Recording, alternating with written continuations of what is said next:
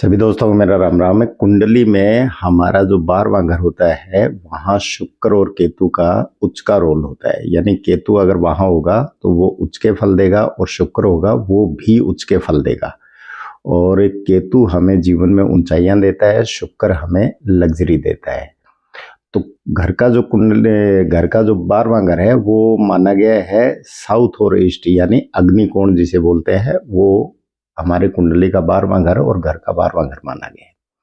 तो वहां अगर आप दो कच्ची ईंट रखते हैं या गमले में जो ये मिट्टी होती है, जो ब्राउन या काली मिट्टी होती है, वो रखते हैं, तो इससे आपका शुक्र और केतु जो है वो दोनों ही अच्छे फल देना शुरू कर देंगे। कारण क्या है कि मिट्टी होती है 3-4 प्रकार की। एक होती है पीली मिट्टी, जो रेतीले टीले होते हैं, जहाँ जो उपजाऊ नहीं होती बिल्कुल भी, तो उस वो होती है बृहस्पति से संबंधित।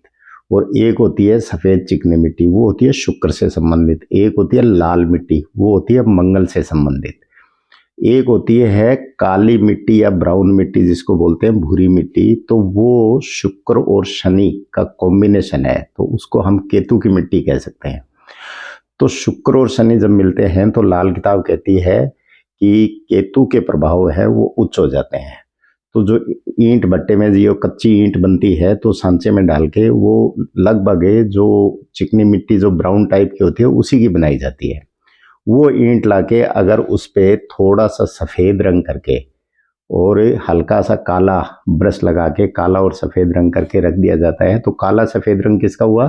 केतु का, जो दिग्बली है। यानी दिग्बली का मतलब है दिन रात बली, दोनों समय में बली रहता है।